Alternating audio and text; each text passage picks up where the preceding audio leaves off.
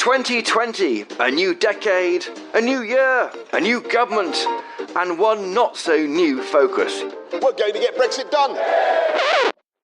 No, don't panic, listeners. You haven't gone back in time. You don't have to experience 2020 all over again, thank goodness. That was how I kicked off this show a year ago. And blimey, doesn't that feel like it was a year ago? I'm Christopher Hope, the Telegraph's chief political correspondent, and this is Chopper's Politics. As we record this podcast a little in advance of Christmas, I actually don't know in what way Brexit's been done.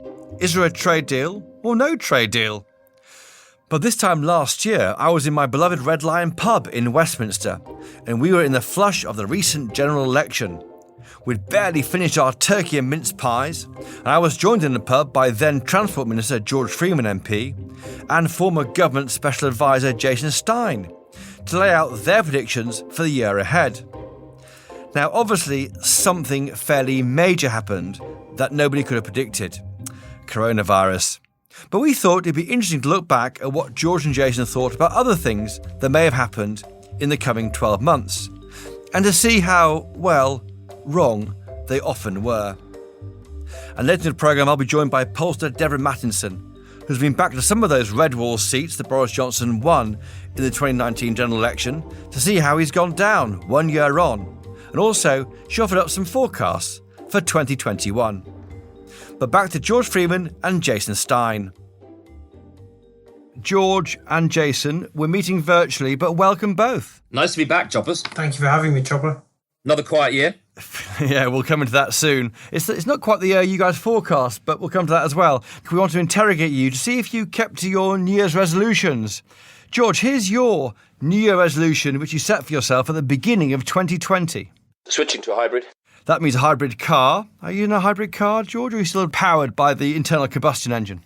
Do you know, I'm still, but I have a man in Norfolk who's found me a hybrid. My family tease me because I'm the slowest purchaser of cars. I am not an impulse buyer, but within about 10 days, I should be driving a new hybrid.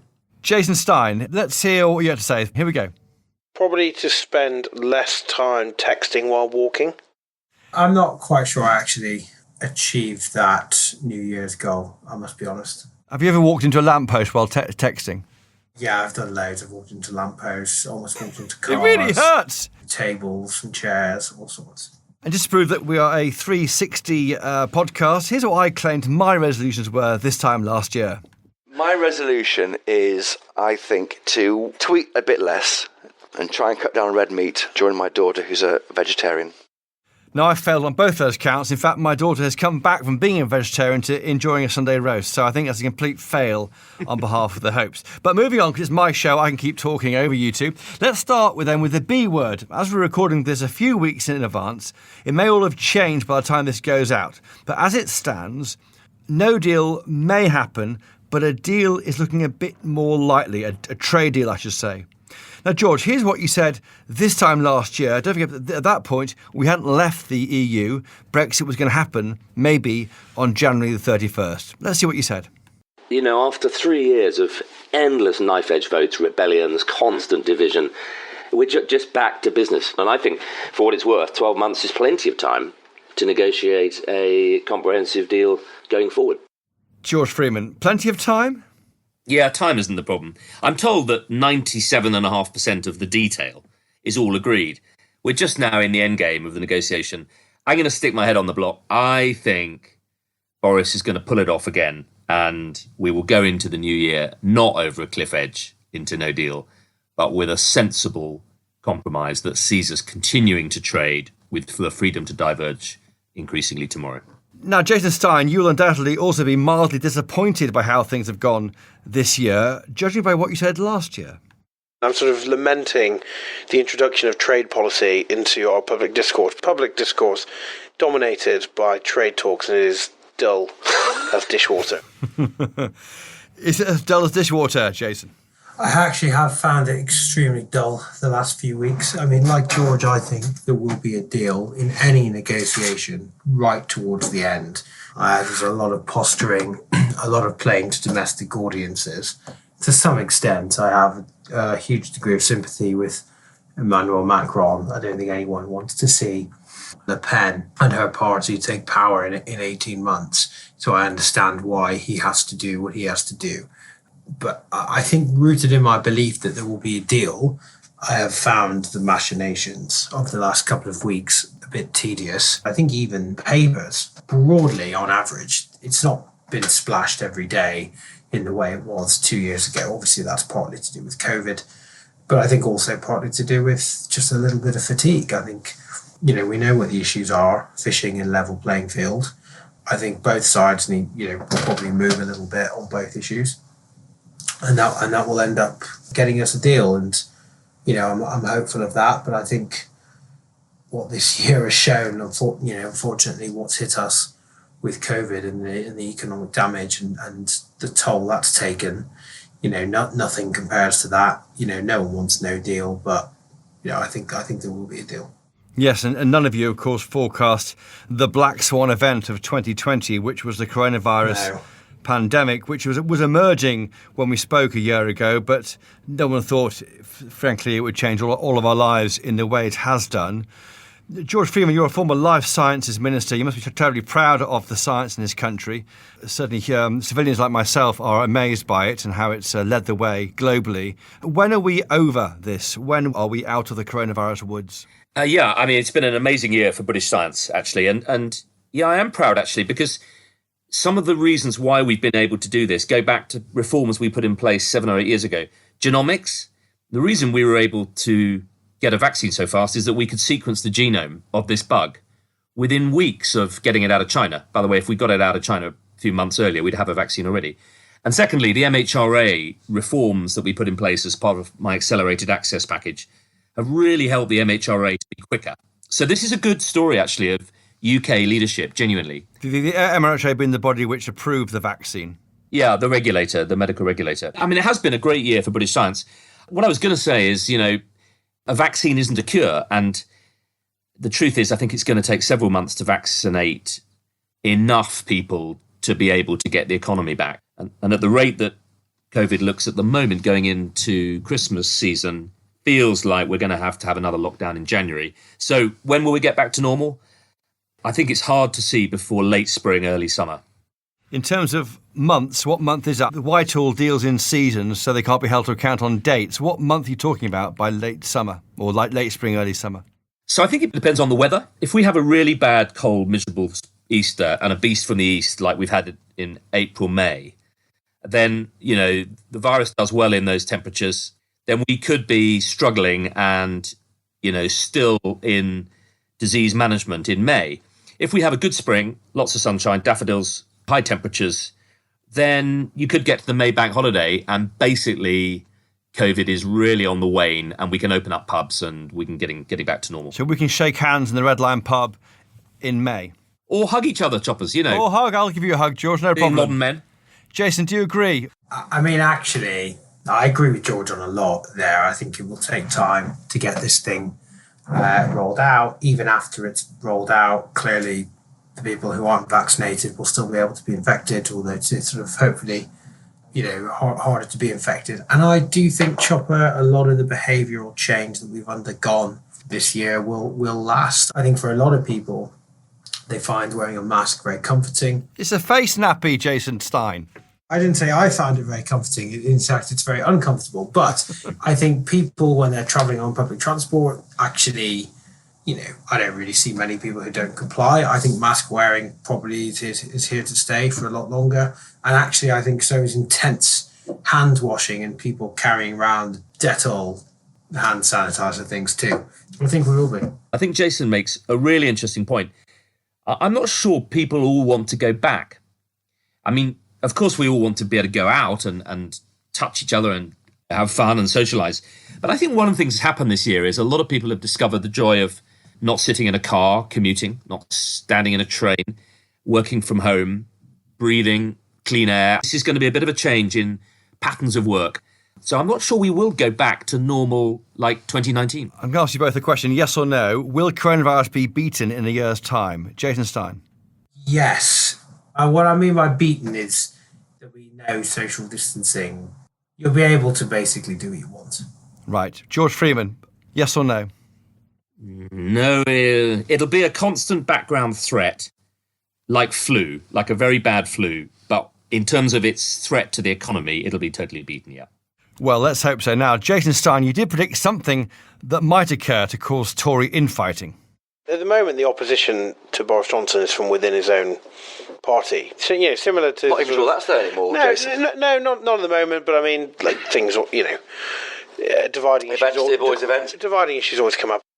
Well, they have come up, haven't they? We had a series of groups set up by the Tory backbenchers, the Northern Research Group, the Coronavirus Recovery Group, the Common Sense Group, all sorts of groups being established. Did that show a weakness of leadership by Boris Johnson, do you think, Jason?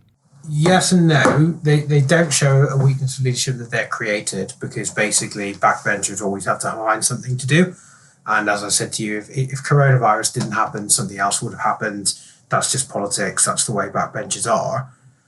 I think how prevalent they've been and some of their demands, how strong some of their demands have been, has been exasperated by the fact that Number 10 for a certain period of time didn't really have much interest in what backbenchers were saying. And clearly the backbenchers felt, whether it was true or not, clearly the backbenchers felt that Number 10 didn't have an interest in what they were saying, is how I would probably rephrase that. So I think clearly things could have been managed better, but MPs and backbenchers will always find issues to campaign on, because that's why they're in Parliament. George Freeman, did you join any of these groups that sprung up this year? No, I didn't. Having left the government in the spring, I've been focused on regeneration and renewal and working around the country. And as a 53-year-old overweight asthmatic, I've kept out of Parliament, actually. So, no, I haven't joined them. And I sort of agree with Jason. I think the old world of sort of every backbencher being a sort of mute and pliant promotee, I think those days have gone, and not least in the new intake, interestingly. The 2019 intake, Boris's generation, they're very outspoken, straight-talking, direct. They're not career politicians.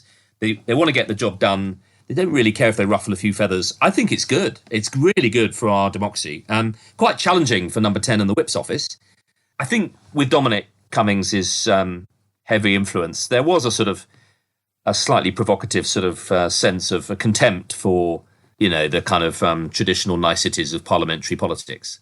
But I think Boris has recognised that is very damaging. And the changes at Number 10 this autumn, I think, are hugely encouraging as a sign of basically the PM, Boris has recognised he's got to go from campaign mode to heavy delivering government mode. And you can see that reflected in Number 10 now. So I think we start the new year, subject to Brexit, in a much better place, actually. Although COVID has been a huge, as you say, black swan, and I mean, talk about Harold Macmillan events, dear boy events. This was the event of all events. But here's the thing. What it demands is exactly what Brexit demanded and what Boris had promised anyway. If we won that election on the basis of a big commitment to regeneration, renewal, levelling up, spreading opportunities, skills, enterprise, then boy, do we need that now. COVID has made that not just sort of something we promised, but an absolute national necessity. In fact, I think COVID is going to make all of the Prime Minister's defining instincts in that manifesto and election win, all of that mission, all the more important. Of course, George Freeman, Labour elected a new leader this year, Sir Keir Starmer, replacing Jeremy Corbyn, who was leader a year ago. George, these were your guesses about what might happen. To me, they're going to have to regrow out of the north. So you've got to have somebody who is credible up in that northern belt and be a credible voice for what went wrong, because that's where they rebuild. Yvette Cooper, Lisa Nandy, I think, stand out. Well, George, one of those two stood in the election campaign, Lisa Nandy. She didn't win. I think she's maybe third or fourth. Are they trying to regrow out the north? Is Labour renewing itself? Great question. I don't think they are, actually. And I think Keir Starmer has been kind of cometh the hour, cometh the Labour leader. If you wanted somebody to come to the dispatch box with forensic, careful, studied, cross-examinatory skills, you couldn't have anyone better than the former Director of Public Prosecutions. And I think he's been quite effective at putting the government on the spot and making life quite difficult. But I think I stick with my last year prediction. If Labour is going to renew, then yes, they've got to be competent. But I think against the resurgent Boris generation conservatism that I think is going to do well in the north, I think they've got to have a stronger northern voice. And I think Lisa Nandy or Yvette Cooper would have been a better choice from that point of view. Jason Stein, this is what you said about the Labour leadership contest. I mean, I think Len McCluskey's sole aim in this leadership contest is to nobble Keir Starmer. So I'd say I think whoever gets the momentum and unite backing will be the person who comes out on top. At the moment, it looks like Rebecca Long-Bailey, but that could change. Well, that was wrong, wasn't it, Jason Stein? Rebecca Long-Bailey is not the leader of the Labour Party. It was, and nor is she even in the shadow cabinet. I think the issue that Keir Starmer has is there's a complete vacuum of optimism. I mean, I don't think Tories can win the next election by trying to paint Keir Starmer as incompetent, because I don't think he is incompetent. I don't think the public will buy that he's incompetent. He sort of passes the test of, if you look at him, you think, oh yeah, he could be a prime minister. But I think clearly where we have an advantage is we have the ability to be far more optimistic, far more fun, have more vision, and make people feel better. And that's certainly areas where Boris exceeds. And I do think, without wishing to sort of whip up divisions, I do think we can very much hone in on the fact that Labour are still a party that represent London. The rest of the country doesn't always love that. And I think we can exploit that. In Keir Starmer, they've elected a leader who's from the exact same area of the country as Ed Miliband, as Jeremy Corbyn. So, yes, Keir Starmer scores very highly on competence. I think he scores very lowly on optimism. I guess the problem with being in opposition, you're opposing what the government's doing all the time. You're always being the naysayer if they're trying to be positive. And the people you mentioned in that clip there, Len McCluskey, Momentum, Unite Support, these groups and people are still around the top of the Labour Party, aren't they? To what extent do you think George Freeman, he's got to try and have a fight with the left to convince Middle England that Labour are worth a vote again? Well, I think he absolutely has. But crucially, he's got to win it. I mean, not half win it. He's got to absolutely win it, or else it looks like weakness and division. I think there's a really interesting point about this northern question.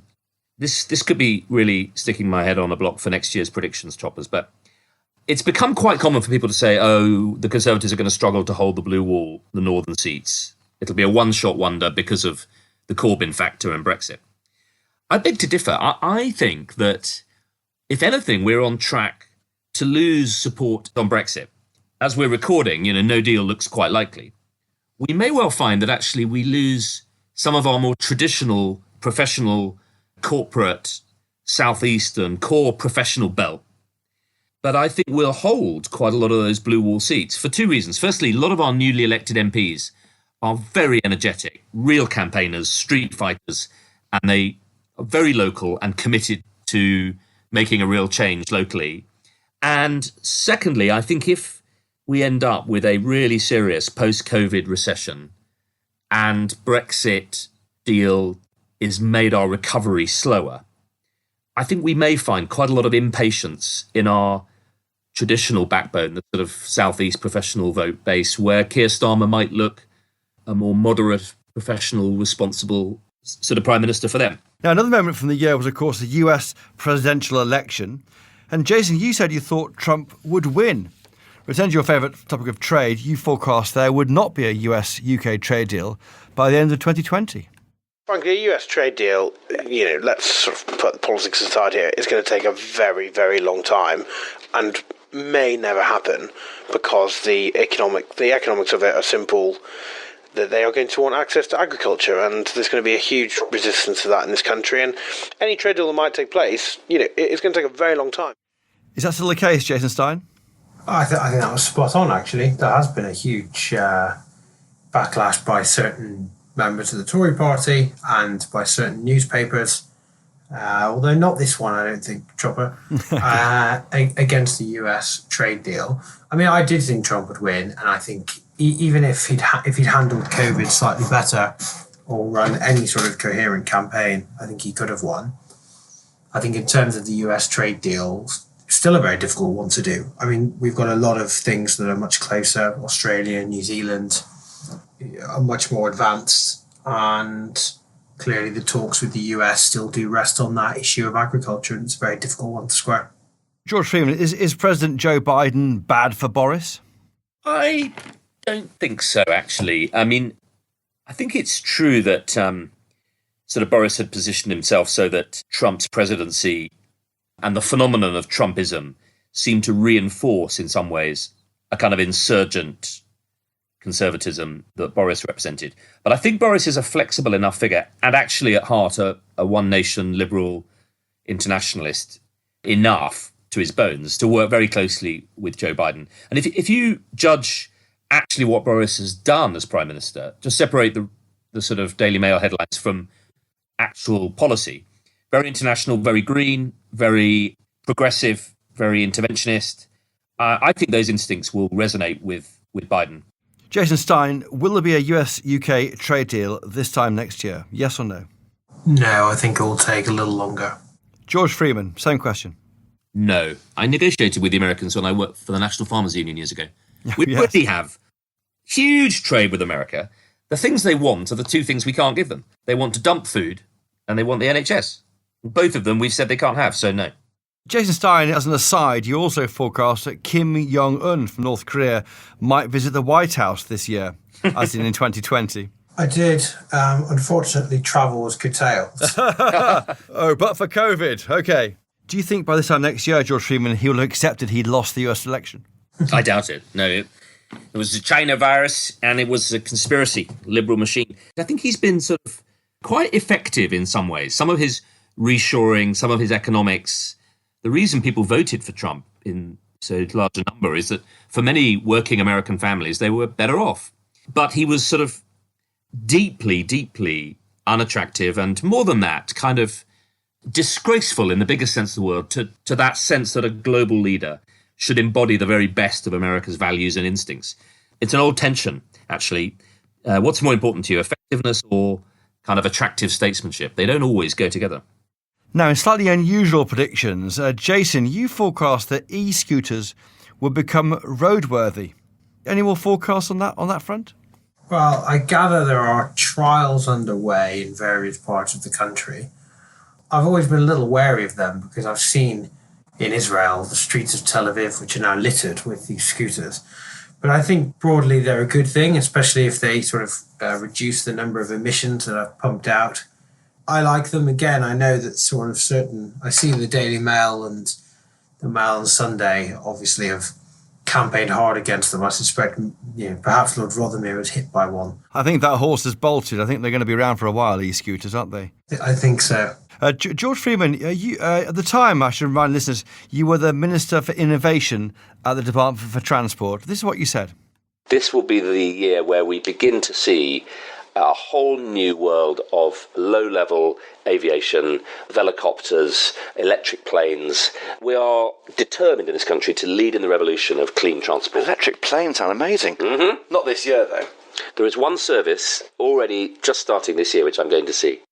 Right. George Freeman, where is it? It's in the Orkneys. Is it? It's not running, it's not scheduled yet, so I was slightly ahead of myself. But so I think we are seeing, you saw the government, the Prime Minister announced huge investment in low carbon air travel.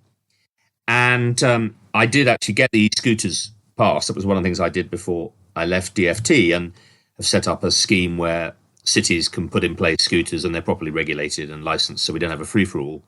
But I think you're going to see the Prime Minister continue to drive on UK leadership in the new technology of mobility and connectivity. It's a huge space for the UK and we can do really well in it. And these helicopters, electric planes, they sound fantastic. Again, let's ask you this year, will they happen this year? Did I say they were going to happen this year?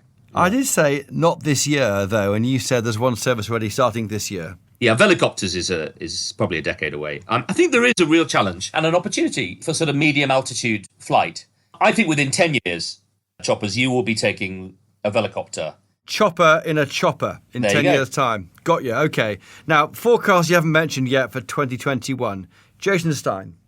Allow me to be sycophantic for a moment. I think one thing that will be achieved in 2021 is a terrific hosting of COP, Climate Change Conference, which is a big moment for Britain.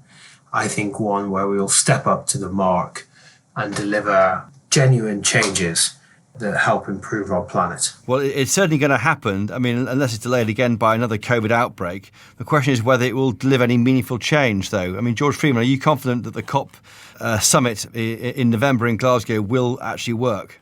Well, I am actually, yeah. I used to be pretty sceptical about these kind of great green jamborees where, millions of prawn cocktails die so we can have a sort of issue press releases about how we're going to save the world.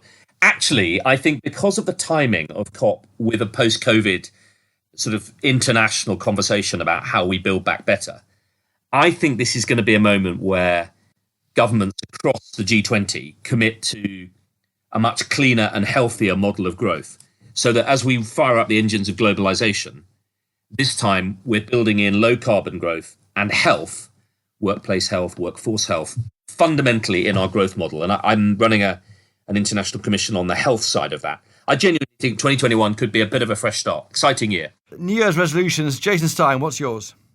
My New Year's resolution is to get training for my first half marathon at the end of May, where I'll be raising money for a terrific charity that works with children with disabilities. I've used 2020 to launch a huge fitness drive and actually managed to lose 10 stone. So it's my one-man obesity strategy. You've lost 10 stone? Yes, so I'm going to continue that and run my half marathon in May. That's unbelievable. I mean, I haven't seen a picture of you for a while, but I've lost 2 stone and I feel quite proud of myself. But 10 stone's amazing. No point doing anything if you don't do it properly. It's always been my mantra. But I like Boris. I got a personal trainer, so there you go. And I guess perhaps those COVID rules were designed just for you at the time, were they, Jason Stein? Well done, you. Perhaps. George Freeman, a resolution for 2021. To show that you don't have to be on the front bench to make a difference as an MP. I'm going to continue my focus on regeneration and renewal. I focused the Big Tent project on regeneration and renewal. We're going to go around the country and we're going to try and catalyse some conversations about what levelling up and regeneration really means, and do my bit to try and make 2021 a kind of reset year. On that note, George Freeman and Jason Stein, thank you so much for joining us this week on Chopper's Politics. Thank you. Thanks, Chopper. Right, stay with us. Coming up, I'll be talking to Deborah Mattinson from Britain Thinks about whether 2021 might take on more of a tartan hue. Right after this. It begins as a love story. Couples who meet as young activists, bonded in a fight against injustice. We seem to have similar outlooks in life. He often made me feel very special. It felt like we were in love. I remember it being quite magical. As far as I was concerned, we had a future together. I fully did envisage my future with him. But then, he starts acting strangely. Suddenly there were secrets and there were inconsistencies and there were things that didn't make sense. Then one day, he leaves. I came home from work and I realised immediately that he'd gone. Vanishes without a trace. And the reason why these men disappear is so disturbing, it's led to a formal apology from the state. I never for a moment thought that it would be what it actually turned out to be. This is Bed of Lies, the true story of one of the biggest scandals in recent British history, and the latest podcast from the Telegraph. Talk about the Stasi in East Germany. That's not how we understand our society. A tale that travels from the safety of a loving bedroom to the very heart of the law. Search for Bed of Lies wherever you're listening to this.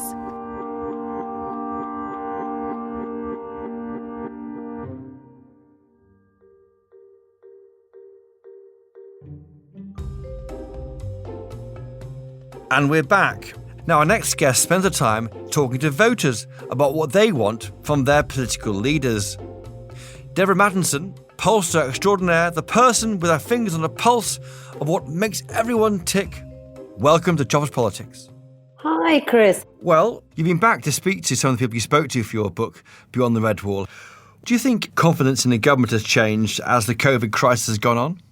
I think confidence in the government has definitely changed. And this is really interesting. I interviewed people for my book at the beginning of the year, very enthusiastic, new converts to the Tories, people who'd never voted Tory before. And you'll remember, Chris, these people were really starry-eyed about Boris Johnson. They thought he was marvellous. He was the main reason that they chose to vote that way. Going back, what we see is quite a lot of concern now about Boris Johnson's own performance. The disappointment is palpable, frankly. You know, when I asked people what words they would use to describe the government's performance, the words they chose were things like shambolic, ridiculous, woeful, a handful still saying well done, but they're definitely a little bit worried about what they're seeing. You know, we do like to do in focus groups the kind of, if this politician were an animal, what animal would they be? Boris Johnson is a sheep. And people envisage him being sort of herded around a field. Public opinion move him in one way, backbenchers move him in another way, his special advisors move him another way. And there's this sense that his own sense of direction isn't located in anything internal from him. And that's a worry to people. Being called a sheep is the worst kind of insult. I mean, Geoffrey Howe was, of course, described as a dead sheep, wasn't he? Yeah, and that was meant to be the biggest insult you could possibly, kind of level at a politician. The point about politics is to lead, not to be a sheep, particularly if you're the Prime Minister. Exactly. So people are really, really quite worried about him and, you know, worried about what's happened. And that's partly about COVID and it's also partly about Brexit. Did they say what animal Keir Starmer might look like, or Ed Davey, or Nicola Sturgeon? Well, yes, they did, actually. Not Ed Davey, because sadly for Ed Davey, they don't know him well enough to even dream up an animal for him. Keir Starmer, now this is really interesting. Keir Starmer is a mighty eagle. Now, you think at first sight, gosh, this is fantastic. What politician wouldn't want to be an eagle? But then they go on and they describe him circling above the fray. They say he's calculating everything. He's looking down on the action and he's calculating, but he's distanced from what's going on. So in a sense, it's not a very flattering picture for Keir Starmer either. And if you say to them what words spring to mind when you think about Labour, the words they chose are reserved, quiet, absent, or worst of all, invisible. Goodness. So there's a feeling that, you know, Labour has not really established itself, not set itself on their radar yet. And that, I think, is a problem too. It's a cold, calculating eagle against a cuddly sheep. I know. Well, I mean, in a way, neither are great. But, you know, you pays your money, you takes your choice, yeah. You've been doing your frequent panel discussions. How have you found them? Are they coming to terms with voting Conservative? Well, I mean, this is where we're seeing this disappointment. I think that people feel, on the one hand, you know, Boris Johnson has been unlucky in the way that he's been dealt with COVID and so forth. But on the other hand, they are very disappointed. You know, he's not what they expected. One person said to me, we voted for bold, but we ended up with waffle. Another said, the resolute part of his personality seems to have gone missing. This is what they were drawn to. You have to remember this. And now they're looking at him and just feeling a little bit worried about what they're seeing. How do you think Boris Johnson can claw back those supporters this year? I think that he has to set out a really clear message for his direction of travel and what he wants to see. The biggest thing that he can do is address the North-South divide. This is one of the things that people felt they were getting when they chose the Tory party. They felt that, and they don't call it the levelling up agenda, of course, because that's not language they use, but they do feel that there is a real sense of unfairness in the nation, and they want that addressed. So he needs to do some things that show that he has them and their places and their region in his sights. OK, and Keir Starmer, how can he stop being an eagle and become more like a sheep? Well, I'm not sure he'd want to be a sheep. I'm sure he'd quite like to stay being an eagle, but he needs to look like he's an eagle who is actually swooping down and doing things. I think that what he needs to do is to set out, again, his vision. He needs to tell people what his view of Britain, what Labour's view of Britain under him would be, and how it's different, how it differs from the Tories. At the moment, people aren't getting that. You know, one person said, I don't even know what Labour have done. It seems like they've just sat back and watched it all. Maybe things are going on behind the surface, but we're just not very interested in them at the moment. So, you know, he needs to set that out. He needs to really show people what he believes in. Is the fight still for these red wall seats? Has that not gone away? In which case, does Keir Starmer need to bring in some more people who sound like the people from the red wall? I think he does. I mean, I think he could be using Angela Rayner, who from our focus groups does very well, is very popular with those sorts of voters. And yes, you know, I think in answer to the first question, to be honest, I think it's quite hard to see how either party can win without winning the red wall. I mean, that's not the only task for Labour. There's Scotland to think about too, for example. But winning back the red wall has to be first and foremost. And just finally, what's your big forecast for 2021? What's your big thing that's going to happen, which we'll be talking about this time next year? So I think that by the time we get to, the first part of this year coming, we will all be looking at Scotland. We'll all be looking to see what's going to happen in those local elections and whether or not Nicola Sturgeon can win. Interestingly, of course, today, the coronavirus figures for Scotland have been published and they are looking very much worse. Now, I think that's quite interesting because we asked people a few weeks ago who they thought history would judge best when they thought about COVID. Boris Johnson scored 28%. Keir Starmer scored 31%. Nicola Sturgeon, who, by the way, is a tiger when you ask what animal she is, Nicola Sturgeon scored 53%. So almost twice as good as Boris Johnson. But what's going to happen then? Because, if she does do very well, then, of course, she may be setting her way on a path that, is about the breakup of the union.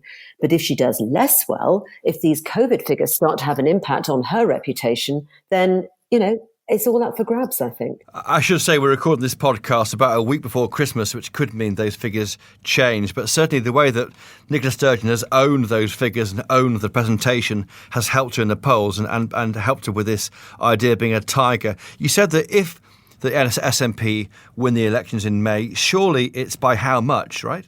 Yes, of course, that's true. It is by how much. But, if they have a really thumping great victory, then I think that she's potentially unstoppable. But as I say, for me, the big flag is that, yes, she has owned COVID right now. She has done really well. But those figures have come out. People will be looking at them and they'll be saying, maybe we cut her too much slack. Maybe actually she wasn't doing as well as we thought. There's a chance here for Boris Johnson and others to emphasise the union, the strength of that. Exactly. There's a chance for Boris Johnson. There's maybe a chance for Keir Starmer too. On that note, Deborah Mattinson, whose book Beyond the Red Wall is available right now in all good bookshops, thank you for joining us this week on Choppers Politics. Thank you. Great pleasure. Well, that's all for today, and that's all for 2020. Good riddance. To the year, that is, not to you, dear listener. Please keep listening. Thank to my guests this week, George Freeman MP, Jason Stein, and of course, Deborah Mattinson there. Thank you to my producers, Louisa Wells, Elliot Lampitt, and Theo Luludis. If you enjoyed this podcast over the past year, please do kick off 2021 by supporting our journalism here at The Telegraph. You can get 30 days free access to all of our best content by going to telegraph.co.uk/chopper. And after that, it's just £2 a week. What a bargain. And if you want to get in touch with us with your own predictions for 2021, please do email us at chopperspolitics@telegraph.co.uk or tweet us, Choppers Podcast. And of course, always buy a copy of the Daily Telegraph if you can.